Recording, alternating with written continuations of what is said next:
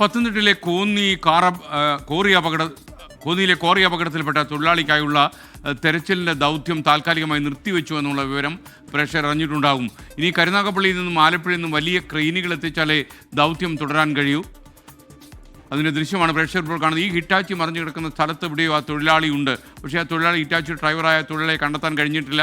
ദൗത്യ സംഘം അവിടേക്ക് ഇറങ്ങിയെങ്കിലും 4 പേരെ അവിടെ എത്തിച്ചേർന്നു. ഹിറ്റാച്ചിക്ക് അടുത്തെത്താൻ കഴിഞ്ഞു. പക്ഷേ പാറകൾ മൂടിക്കിടക്കുന്നതുകൊണ്ട് ഓപ്പറേറ്ററെ കണ്ടെത്താൻ കഴിഞ്ഞില്ല. എന്ന് മാത്രമല്ല, മലമുടിയിൽ നിന്ന് പാറകൾ പിന്നെയും പൊട്ടി വരുന്നുണ്ടായിരുന്നു.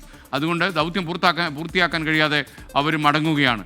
AV ജയശങ്കർ പയ്യനാമൺ ആണ് ഈ സ്ഥലത്തിൻ്റെ പേര്. അവിടെ നിന്ന് തത്സമയം ചേരുന്നു. പറയൂ ജയശങ്കർ.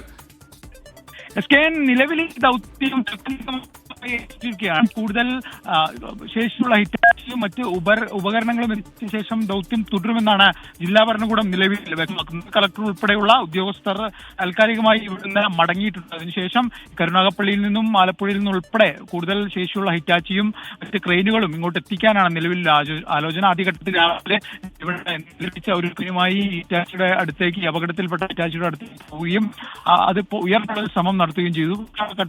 സമയത്ത് ഈ കാലാവസ്ഥ ഉൾപ്പെടെ കൂടുതൽ കല്ലുകൾ ഈ ദൗത്യ സംഘത്തിന് നേരെ വരികയും ഒപ്പം തന്നെ ഈ ക്രെയിൻ ഉപയോഗിച്ച് ഈ അപകടത്തിൽപ്പെട്ട ഹിറ്റാച്ചി ഉയർത്താൻ സാധിക്കാതെ വന്നതോടുകൂടി താൽക്കാലികമായി ദൗത്യം അവസാനിക്കുന്നു എന്നാണ് നമ്മൾ മനസ്സിലാക്കുന്നത്. നിലവിൽ അപകട സ്ഥലത്തിനോട് ചേർന്ന് ഉദ്യോഗസ്ഥരാരും തന്നെ ഇല്ല. ആദ്യഘട്ടത്തിൽ